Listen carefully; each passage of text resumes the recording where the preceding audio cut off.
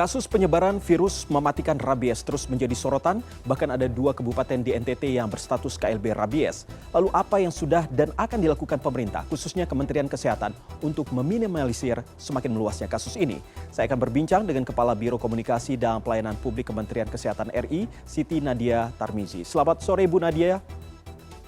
Selamat sore Mas Iqbal, salam sehat. Salam sehat selalu Bu Nadia. Bu Nadia, ini berbicara soal tadi apa yang sudah kami sampaikan. Ada 2 kabupaten di NTT yang berstatus KLB rabies. Bagaimana perkembangannya kini dan kalau menurut data yang dihimpun oleh Kementerian Kesehatan, berapa sampai saat ini jumlah kasusnya dan juga jumlah korban meninggal?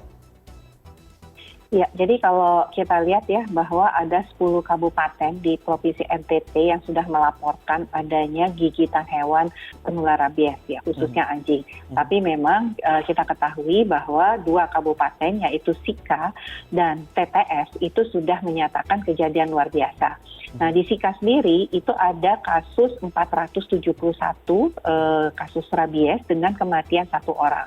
Dan di TTS itu ada 23 kasus dengan kematian juga 1 orang. Nah, kabupaten kota lain juga tadi ada 8 lagi yang melaporkan walaupun belum menyatakan kondisinya dalam keadaan kejadian luar biasa. Jadi total untuk kasus rabies di NTT itu cukup banyak, Mas Iqbal. Ada 4.037 kasus yang sudah dilaporkan dengan kematian sebanyak 6 orang. Oke, ada 4 ribuan dan juga ada kasus kematian sampai 6 orang. Apakah sebenarnya kita bisa mengetahui, Bu Nadia, jika kita melihat dari hewan, khususnya dari anjing itu sendiri, terinfeksi rabies, apakah bisa gejalanya itu terlihat? Kalau tadi kita dengar dan juga simak sama-sama bahwa anjing ada mengeluarkan seperti lendir di bagian hidungnya dan lain sebagainya. Apakah ini menandakan bahwa gejalanya tersebut bisa kita ketahui? Ya, jadi rabies ini sebenarnya penyakit yang sudah sangat lama ya Mas Iqbal. Dan dia terutama ditularkan melalui gigitan hewan pembawa rabies. Jadi dia bisa anjing, kucing, kera ya, ataupun rakun, kelelawar juga itu bisa. Tapi 95% itu oleh gigitan anjing. Makanya kemudian kita sangat mengenal gejala yang ada pada anjing ya. Nah, anjing yang tadinya itu kita tahu ya, mungkin ya kalau kita sebagai pemiliknya dia kan biasanya nurut ya, kemudian jinak dengan kita. Tapi kemudian kita bisa melihat bahwa anjing itu tiba-tiba menjadi ganas, tidak nurut dengan pemiliknya, kemudian dia nggak bisa makan karena dia nggak bisa menelan, terus tiba-tiba lumpuh mendadak. Tapi yang paling sering kita lihat adalah tiba-tiba anjing itu menyendiri ya, kemudian dia seperti takut akan terang ya, jadi dia cenderung suka berada di tempat gelap ya, kemudian ekornya itu biasanya berada melengkung di antara kedua kakinya dan berada di bawah perutnya. Jadi kalau biasanya kan ekornya naik ke atas ya. Nah, seringkali juga kita melihat air liur yang keluar secara berlebihan. Jadi tanda-tanda perubahan pada hewan peliharaan kita itu kemungkinan besar dengan gejala-gejala tadi ya, lumpuh, mulut terbuka, air liurnya banyak, kemudian menjadi ganas dan sering berada di tempat gelap dan kemudian jadi tidak menurut pemiliknya. Itu adalah tanda-tanda rabies pada hewan. Oke, tapi kalau untuk manusia sendiri apakah akan mengalami gejala yang sama? Mengingat bahwa beberapa waktu yang lalu sempat viral di Sumatera, kalau saya tidak salah ada seorang anak kecil yang ketika disinari oleh cahaya begitu ke bagian matanya, maka dia akan teriak-teriak, lalu juga dia takut akan air. Apakah seperti itu juga? Ya, betul sekali. Jadi memang pada manusia untuk mengenali gejala rabies, pertama dia harus ada gigitan ya, riwayat gigitan hewan pembawa rabies, artinya dia digigit anjing dan sebagainya. Nah, awal-awal memang itu yang seringkali kemudian menimbulkan kematian. Karena di awal-awal seringkali gejalanya tidak langsung khas ya, biasanya hanya demam, kemudian sakit kepala hebat, sakit tenggorokan dan nyeri.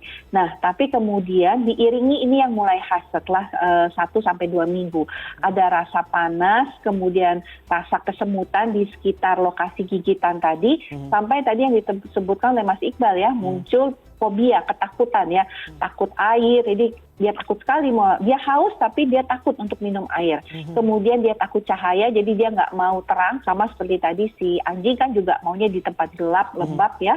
Nah, ini juga seperti itu, tidak mau misalnya kalau kita lihat anak yang dirawat di rumah sakit itu kemudian kita buka horden rumah sakit ada cahaya masuk, itu dia ketakutan sekali gitu, ketakutan ya, karena ketakutan itulah yang kemudian dia teriak-teriak tadi. Bahkan takut ada udara, jadi kalau ada angin, udara seperti itu terasa pada dia, itu juga sudah merasakan takut luar biasa pada orang yang mengalami rabies. Tapi kalau kita melihat dari apa yang kejadian yang tadi sudah Bu Nadia sebutkan, apakah kalau kematian yang selama ini kita ketahui bersama, apakah ini kematian memang terjadi secara tiba-tiba atau mungkin saja dikarenakan memang tidak ada penanganan lebih lanjut dari si korban ataupun keluarganya sendiri?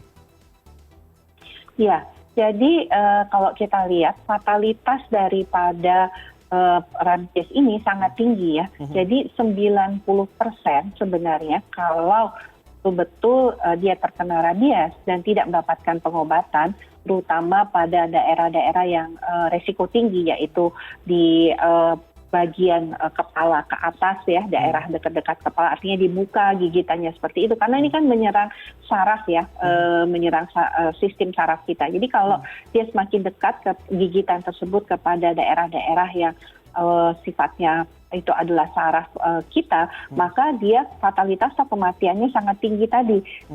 Dalam waktu yang cepat akan terjadi kematian. Jadi Bu Nadia, kalau misalnya kita terkena gigitan rabies begitu, apa yang harus kita lakukan pertama kali? Ya, pertama kali lukanya itu harus dicuci dengan sabun dan air mengalir selama 15 menit. Jadi kita lakukan pertolongan pertama dengan mencuci dengan air sabun atau deterjen. Ya, gampang sekali. Jadi tidak dengan cuma diberi betadine seperti itu ya Mas Iqbal, tapi dicuci selama 15 menit ya dengan air mengalir. Nah, setelah itu segera bawa ke rumah sakit atau puskesmas terdekat, karena kemudian kita akan memberikan vaksin anti rabies untuk membantu memberikan pertolongan supaya rabiesnya bisa kita cegah. Oke, berbicara soal vaksin ini sendiri, Bu Nadia, bagaimana perkembangannya terkait dengan, kan sudah ada 2 kabupaten kalau saya tidak salah ataupun daerah begitu ya di NTT yang saat ini sudah KLB. Nah, apakah memang stok vaksin ini sudah terpenuhi atau justru masih dalam proses perjalanan untuk menuju ke sana? Jadi dalam hal penanganan rabies ya, Mas Iqbal, ada 2 nih ya. Satu, kita harus menyediakan vaksin untuk anjing, karena anjing tadi harus divaksin juga supaya tidak terkena rabies dari anjing-anjing yang mungkin sudah terinfeksi rabies. Yang kedua adalah manusianya. Nah, tentunya terkait vaksin anti rabies untuk manusia, dan satu lagi kita juga menyediakan yang kita sebut sebagai serum anti rabies. Ini sudah kita distribusikan ke beberapa provinsi yang selama ini melaporkan adanya kasus rabies kepada Kementerian Kesehatan. Tapi tentunya pada kejadian luar biasa, selain kita memobilisasi vaksin-vaksin yang belum digunakan di daerah-daerah lain, tentunya kita berharap tadi dukungan dari pemerintah daerah untuk menyediakan vaksin-vaksin ini terutama untuk hewannya.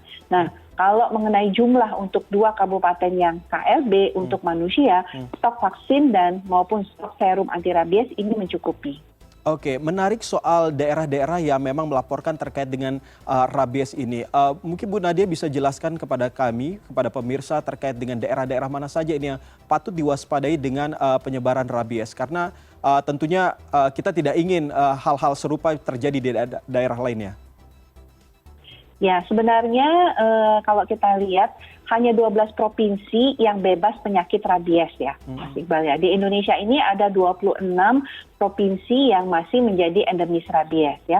Yang kemudian memang yang masih cukup tinggi jumlah kasusnya itu adalah pada Provinsi Bali, Jambi, Kalimantan Selatan, Lampung, NTB, NTT, Riau, Sulawesi Selatan, Sulawesi Tengah, dan Sumatera Utara. Ya, jadi dari 26 provinsi, tadi 10 provinsi tertinggi ya masalah rabiesnya. Kenapa? Karena memang rabies pada anjingnya masih cukup tinggi juga. Nah, inilah tentunya yang harus menjadi kewaspadaan kita bahwa sebenarnya rabies ini adalah suatu penyakit yang bisa kita cegah, kita kendalikan. Dan kita sudah punya alat untuk mencegah supaya jangan terjadi kematian ataupun gigitan penularan daripada rabies ini kepada manusia dari anjing tadi, yaitu dengan memvaksinasi. Jadi ini yang kita harapkan agar para pemilik anjing itu pertama tidak meliarkan anjingnya, yang kedua memvaksin rabiesnya ini dengan memvaksin anjingnya ini dengan vaksin rabies tadi. Dan ini untuk anjing Kementerian Pertanian maupun juga Dinas Pertanian juga sudah menyediakan vaksin rabies untuk anjing ini. Oke, terakhir Bu Nadia, sebenarnya seberapa perlu kita mungkin di luar daerah-daerah yang memang dilaporkan adanya rabies, begitu penyebaran rabies, seberapa pentingkah kita untuk bisa mendapatkan vaksin itu dan juga kapan sebaiknya kita mendapatkan vaksin? Ya, 12 provinsi itu seperti Kepulauan Riau, Bangka Belitung, DKI, Jawa Tengah, Jogja, Jawa Timur ya, dan beberapa daerah di Papua itu sebenarnya sudah dinyatakan sebagai provinsi yang bebas rabies. Tapi kan kita tahu ya, Mas Iqbal ya, bahwa pergerakan ataupun juga mobilisasi daripada anjing antar pulau ini terjadi. Nah, inilah yang menjadi penting bahwa daerah-daerah yang sudah bebas ataupun tidak ada kasus rabies tetap memastikan bahwa hewan peliharaannya, apakah itu anjing, kucing tadi ya, tidak diliarkan dan mendapatkan vaksin. Nah, kalau ada kucing atau anjing liar itu untuk segera ditangkap ya oleh dinas terkait yang kemudian diberikan vaksinasi atau kemudian ya diadopsi oleh yang mungkin ada pemilik yang ingin mengadopsinya. Jadi dua itu saja kuncinya, yang pasti jangan meliarkan hewan peliharaan kemudian kita pelihara dengan baik dan berikan vaksinasi.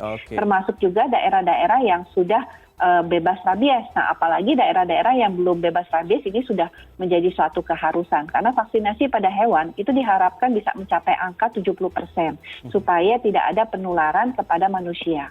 Sehingga manusia nggak perlu mendapatkan vaksin anti rabies tentunya. Baik, tentunya seperti tadi yang sudah dijelaskan Bu Nadia, ada 2 poin penting yang harus diperhatikan. Yang pertama, jangan melepas liarkan begitu hewan peliharaan, dan juga yang satu lagi adalah vaksin. Terima kasih Kepala Biro Komunikasi dan Pelayanan Publik Kementerian Kesehatan RI, Ibu Siti Nadia Tarmizi sudah berbicara dengan kami di sore hari ini. Selamat sore Ibu. Selamat sore Mas Iqbal.